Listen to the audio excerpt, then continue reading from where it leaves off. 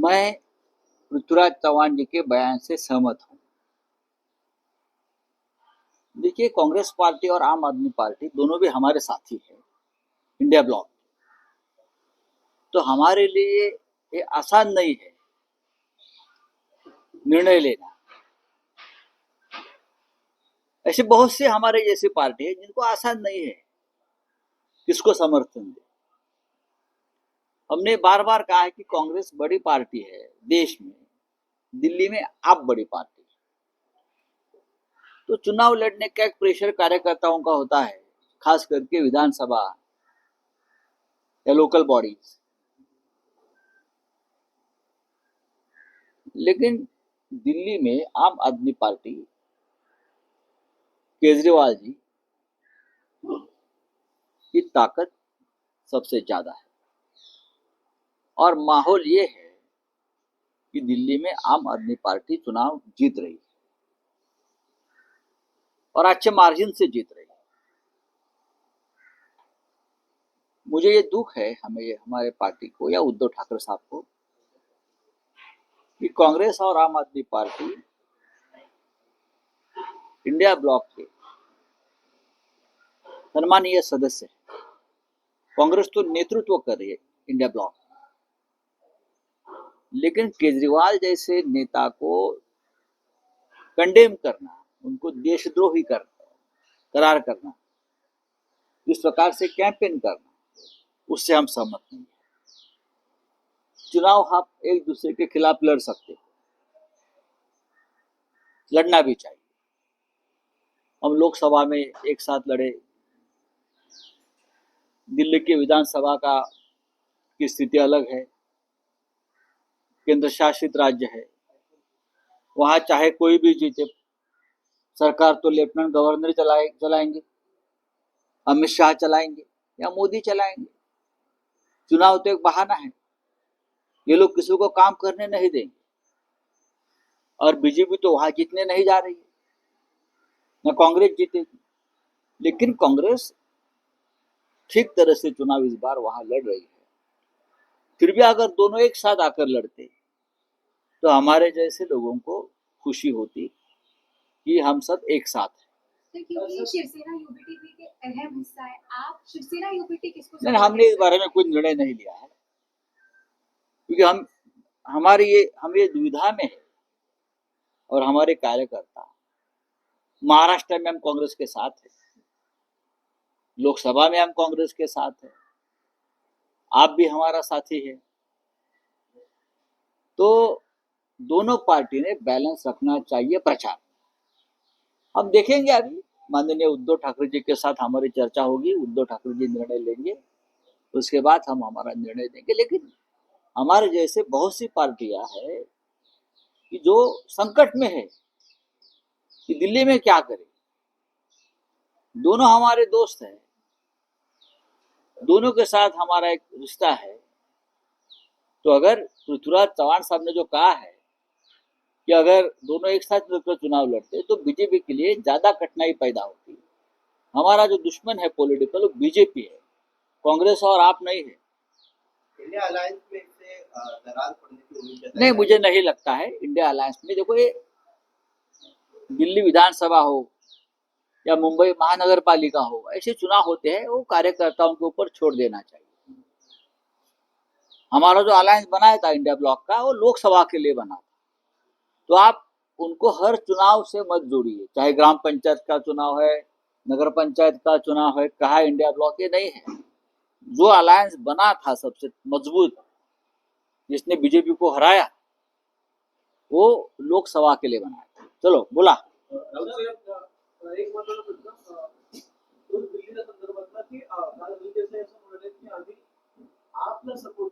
कोण म्हटलंय? नाही, बरोबर आहे, त्यांनी त्यांची भूमिका मांडली, पण आमच्या पक्षामध्ये त्याच्यावरती अजूनही एक भूमिका स्पष्ट होत नाहीये। काँग्रेस ही आमचाच पक्ष आहे, आम्ही एकत्र आहोत या क्षणी। महाराष्ट्रामध्ये आम्ही महाविकास आघाडीमध्ये आहोत, केंद्रामध्ये आम्ही इंडिया ब्लॉकमध्ये आहोत। एक मात्र नक्की की केजरीवाल आणि त्यांचे सहकारी हे आमच्या संपर्कात जास्त असतात, तो संवाद असतो, तो केजरीवालजी आणि संजय सिंग असतील, राघव चड्डाजी असतील, ते जे प्रमुख नेते आहेत ते शिवसेनेशी त्यांचा संवाद हा सगळ्यात जास्त आहे. हे खरं आहे, पण पृथ्वीराज चव्हाण यांनी जे सांगितलेलं आहे, जर दिल्लीची विधानसभा आप आणि काँग्रेस एकत्र येऊन लढले असते तर अधिक चांगला निकाल मिळू शकेल अशी स्थिती आहे. पण दुर्दैवाने महानगरपालिका, नगरपंचायत किंवा दिल्ली सारख्या लहान विधानसभा याच्यामध्ये हे कार्यकर्त्यांच्या दबावामुळे, ईर्षेमुळे या गोष्टी शक्य होत नाहीत. जे दिल्ली विधानसभेच्या बाबतीत घडलंय काँग्रेस आणि आपमध्ये, ते उद्या कदाचित मुंबई महानगरपालिकेच्या बाबतीत सुद्धा होऊ शकतं. कारण शेवटी या लहान निवडणुका ज्या असतात विधानसभेच्या खालच्या, तिथे कार्यकर्त्यांचं मनोबल राखण्यासाठी आम्हाला जास्तीत जास्त जागा लढणं हे आवश्यक असतं. नाही, पण राऊत साहेब, तुम्ही ज्या इंडिया अलायन्सचा उल्लेख करतात त्या बाबतीत तेजस्वी यादव असं म्हणाले आहेत की इंडिया अलायन्स हे इतिहास जमा झालेला आहे. याच्याशी तुम्ही सहमत आहात का? नाही, मी सहमत नाही. इंडिया अलायन्स जेव्हा लोकसभा निवडणूक येईल तेव्हा पुन्हा इंडिया अलायन्स निर्माण होईल. आजही आहे. लोकसभेत, राज्यसभेमध्ये आम्ही इंडिया अलायन्स म्हणूनच काम करत असतो. बिहारमध्ये उद्या विधानसभेच्या निवडणुका येतील तेव्हा तेजस्वी यादव यांना काँग्रेस पक्षाबरोबर हात मिळवणी करून निवडणुका लढाव्या लागतील. जेडीयू किंवा काँग्रेस बरोबर ते भाजप बरोबर निवडणुका लढणार नाहीत लालू यादव साहेब. या गोष्टी ज्या आहेत त्या जरतरच्या गोष्टी आहेत. आणि भारतीय जनता पक्ष किंवा त्यांचा जो एनडीए आहे त्यांच्या विरोधामध्ये उभं राहण्यासाठी सर्व विरोधी पक्षांची भक्कम एकजूट आवश्यक आहे. नाहीतर नरेंद्र मोदी आणि अमित शहा आणि त्यांचा जो पक्ष आहे भस्मासूर, तो सगळ्यांना खाऊन टाकतो. तर काल मराठी भाषा संवर्धन मंत्री म्हणजे उद्योग मंत्री विजय सावंत हे दिल्लीला गेले होते.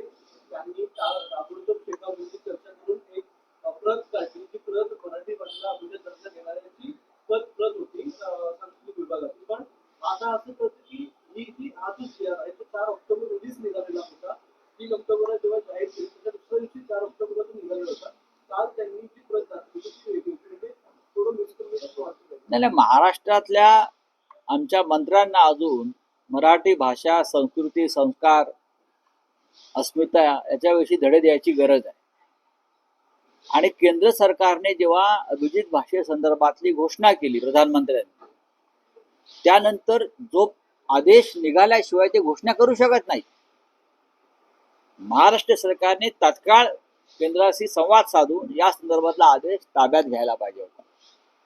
पण राज्यातल्या संबंधित मंत्र्यांना मराठी भाषेच्या संवर्धनापेक्षा इतर काही महत्वाची कामं हातामध्ये असतील, त्याच्यावर त्यांच्याकडनं हा घोळ झाला असेल. राऊत साहेब, एनसीपी दोन्ही गटांमध्ये सध्या बातम्यांची खूप चर्चा आहे. एनसीपी शरद पवार गटातले आमदार फोडले जाण्याची शक्यता व्यक्त केली जाते आणि सुनील तटकरेंचं एक विधान सध्या चर्चेचा विषय. त्यांनी खंडन केलेलं आहे, बाप आणि लेकीला सोडा, आमच्या बरोबर या. स्वतः तटकरेंनी त्याचं मी असं कधीच म्हणालो नाही असं ते म्हणतात. बघा, हे जे चर्चा जी अजित पवारांपासून तटकरेपर्यंत आणि प्रफुल्ल पटेल यांच्यापर्यंत या सगळ्यांना आज जे काही मिळालंय हे शरद पवार साहेबांमुळे मिळालं.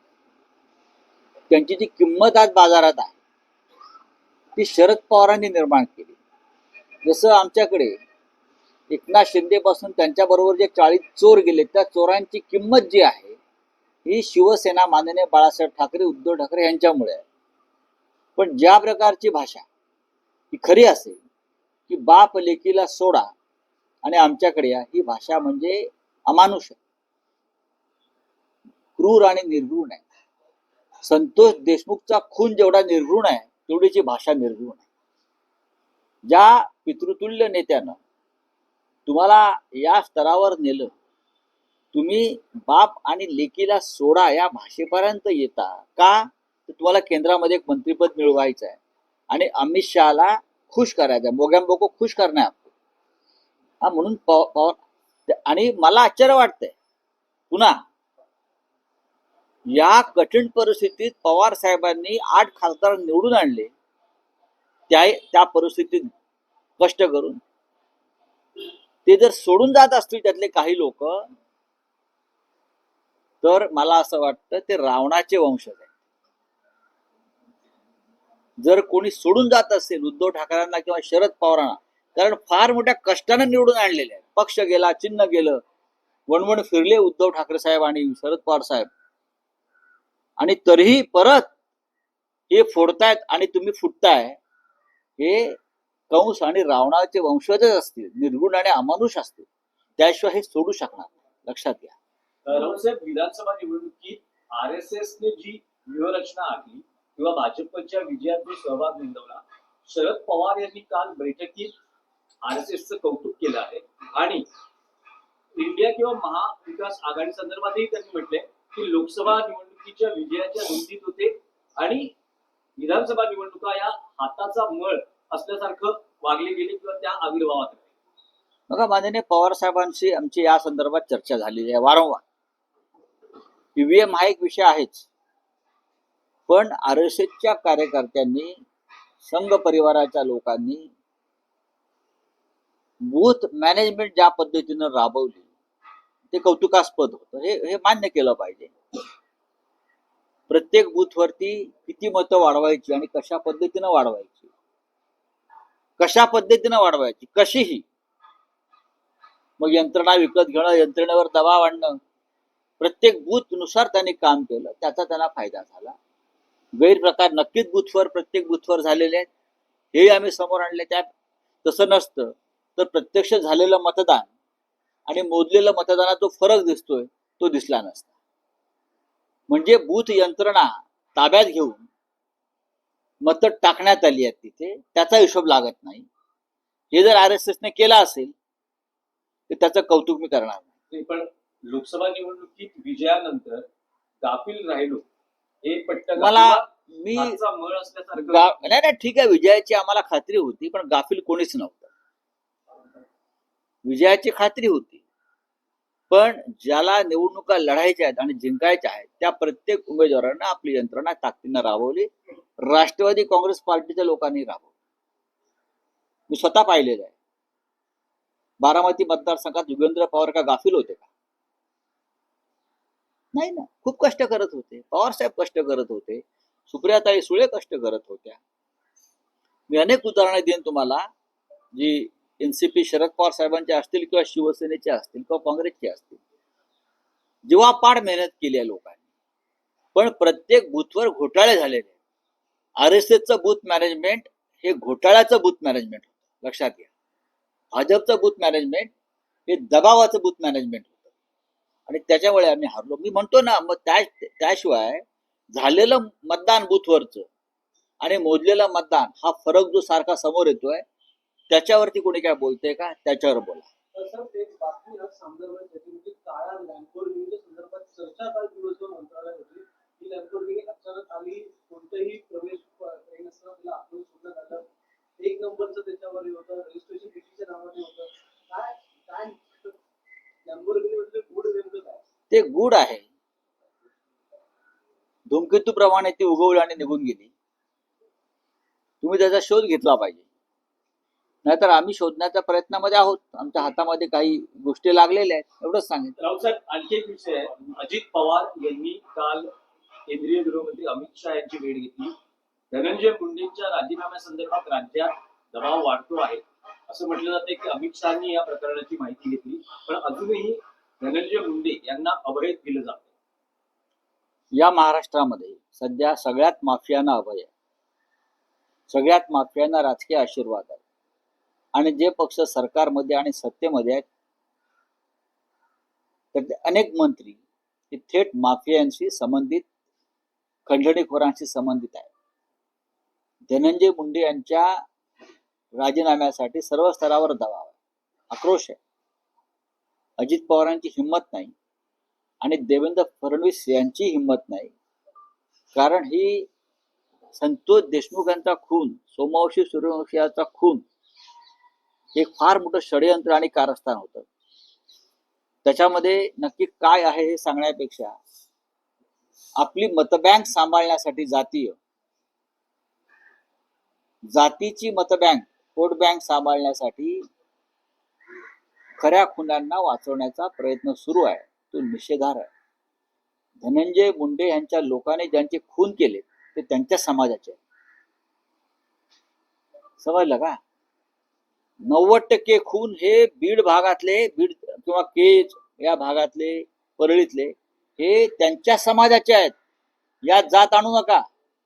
अपराधी अपराधी असतो, अपराध्याला खून जात आणि धर्म नसतो. चला, सूर्यवंशी यांच्या कुटुंबियांनी सरकारने दिलेली मदत नाकारली. तुम्ही खून करायचे आणि खुनाची किंमत मोजायची, हा काय प्रकार? तुम्ही त्यांचा खून हा पोलीस कस्टडीत झाला, हा कोठडीतला खून आहे, आणि तुम्ही ज्यांनी खून केले त्यांचं समर्थन विधानसभेत करता आणि त्या पापाचं प्रायश्चित म्हणून 10 लाख रुपये देता. याचा धिक्कार व्हायला पाहिजे. थँक्यू. लाडकी